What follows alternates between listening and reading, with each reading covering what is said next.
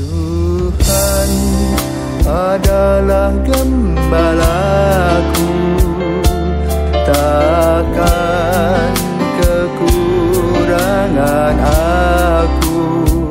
Saudara-saudari yang terkasih di dalam Kristus, selamat pagi. Salam jumpa lagi dalam Sabda Siap Saji. Minggu 6 Agustus 2023, Pesta Yesus menampakkan kemuliaannya.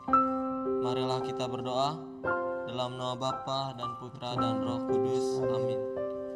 Ya Allah, dalam penampakan kemuliaan Putra Tunggal-Mu, Engkau mengukuhkan misteri iman dengan kesaksian Musa dan Elia. Secara mengagumkan, Engkau juga memaklumkan martabat kami sebagai anak-anak angkat-Mu yang terkasih.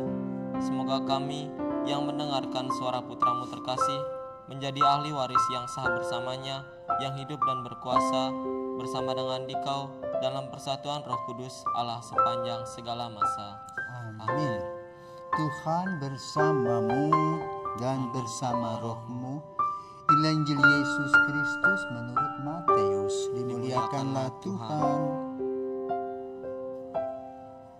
Sekali peristiwa, Yesus membawa Petrus, Yakobus, dan Yohanes saudaranya, dan bersama-sama mereka ia naik ke sebuah gunung yang tinggi. Di situ mereka sendirian saja, lalu Yesus berubah rupa di depan mata mereka.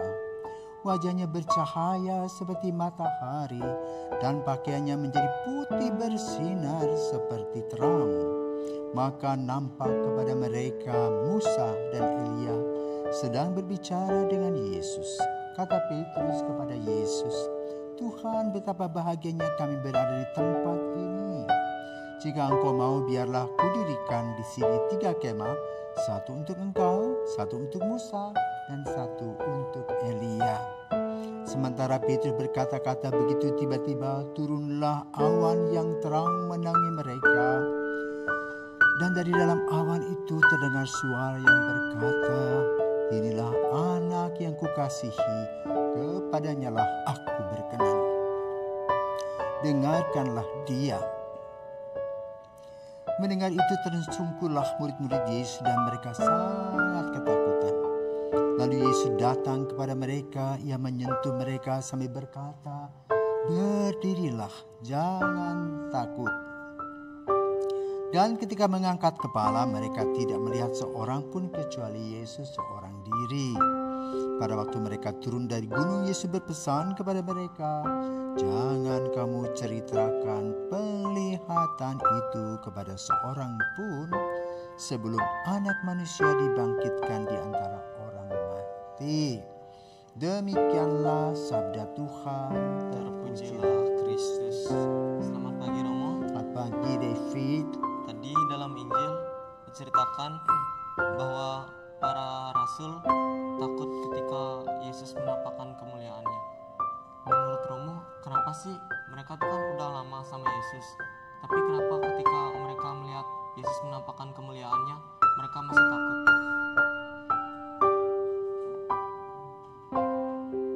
Selamat pagi David. Pagi Romo. Dalam peristiwa David dan Goliat, ya, dalam perjanjian lama, ada sesuatu yang mengagumkan. Kok orang kecil bisa lawan orang besar? Kalau bukan Tuhan, ya, menggunakan akal dari David. David berpikir ketika dia berhadapan dengan Goliat badan besar begitu, ditangkap, diringkus habis. Tapi dia bilang, "Aku punya ketepel, ku pasang batu, ku lempar batu itu kena kepalanya, pam, habis." Itu keajaiban. Transformasi pun keajaiban. Kita sering meminta keajaiban. Maka kalau ada misa penyembuhan, orang berbondong-bondong datang. Seolah-olah pada hari itu seorang imam menyentuhnya dan sembuh. Padahal setiap hari kita merayakan Ekaristi dengan Yesus yang sama. Nah, hari ini kita melihat dan mendengar tentang Yesus dalam kemuliaan tidak semua anak atau tidak semua rasul diundang. Hanya siapa? Petrus, Yohanes, dan Yakobus untuk memperlihatkan kemuliaan Tuhan alias mendapatkan keajaiban. Melihat perubahan Yesus yang sebetulnya ingin ditampilkan adalah keadaan Yesus sesudah wafat melalui kebangkitannya. Nah, bagi mereka tentu bukan sesuatu yang masuk kepala. Maka mereka tidak hanya ingin mereka menikmati, tidak mau turun. Maka Yesus mengatakan, ayo kita turun ke Yerusalem. Jadi apa sih maknanya? Sering kita itu ketika kita mendapatkan kenyamanan, tidak mau pergi lagi dari kenyamanan itu. Dan ini bagus untuk refleksi kami para imam. Diutus di sebuah tempat, ada yang nyaman, ada yang kurang nyaman secara material. Tetapi ada juga orang yang berpikir dan berefleksi, mungkin dia tidak nyaman secara material, tetapi dia nyaman secara rohani. Maka orang yang bersangkutan ini, orang ini dipindahkan kemanapun dia tidak repot. Tetapi bagi orang yang mempunyai pandangan nyaman secara material, kalau dipindahkan dari kota yang besar, kota yang mumpuni ke tempat ke desa yang kecil, wah, pemberontakan terjadi, tidak terima. Nah, disinilah Yesus mengajar kita supaya kita tidak hanya tinggal pada zona aman, mengajak para murid pergi ke Yerusalem. Kita melihat semua karya yang Yesus berikan kepada kita itu luar biasa. Tetapi orang memilih yang mana yang paling enak menurut aku. Padahal menurut Yesus semua sama. Bahwa Yesus selalu menampilkan diri dengan menyembuhkan orang, ya, dengan bersabda. Nah, ketika Yesus menyembuhkan orang, orang berpikir yang disembuhkan dia bukan aku. Ya. Ketika Yesus bersabda, itu untuk mereka bukan untuk aku. Padahal yang dikatakan oleh Yesus itu untuk kita semua. Ya. Karena itu dari transformasi yang hari ini kita dengar, pertama Tuhan ingin menampilkan keberadaannya. Itu luar biasa kasih Tuhan. Tetapi kadang-kadang kita melihat kasih Tuhan itu hanya sejengkal dalam hidup kita.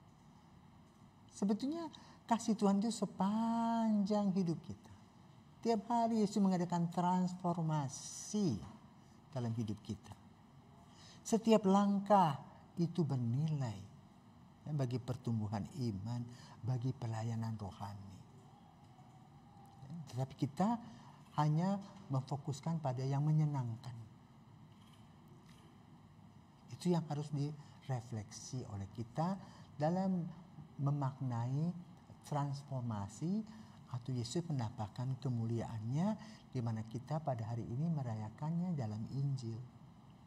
Memandang Yesus, ya, tanpa bosan. Melaksanakan karya Yesus tanpa bosan. Itulah transformasi yang sebenarnya. Bukan pada saat yang menyenangkan.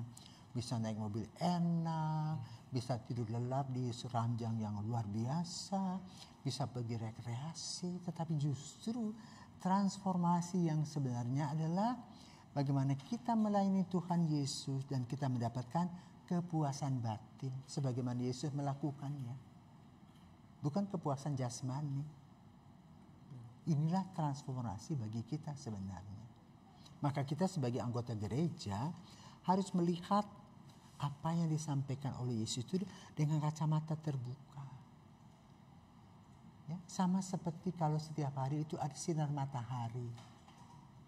Ya, sinar matahari itu baru diramaikan ketika COVID datang. Vitamin D, tiap hari matahari bersinar, tapi kita tidak peduli. Demikian pula kasih Tuhan. transformasi yang Yesus berikan itu seperti matahari itu. Cuma kita tidak menangkapnya. Nah, para rasul bertiga itu baru melihat penangkapannya transformasi itu di Gunung Tabor. Tetapi tidak melihat dari setiap kejadian dalam pelayanan Yesus. Maka kita diundang saat ini melihat transformasi Yesus dimanapun berada, kapanpun waktunya, dan bagi siapapun. Sehingga kita merasa puas batin, puas rohani, bukan puas jasmani saja. Ya, itulah transformasi yang sebenarnya.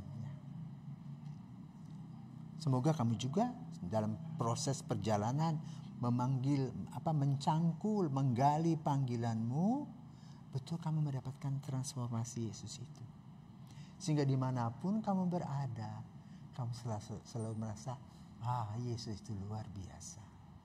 Ya, melalui hal-hal kecil, ya, melalui hal-hal besar, sedang sama saja. Ya, itulah kira-kira David. Ya, semoga kita boleh merasakan dan mengalami transformasi Yesus dari setiap langkah-langkah kehidupan kita. Selamat pagi, Tuhan memberkati.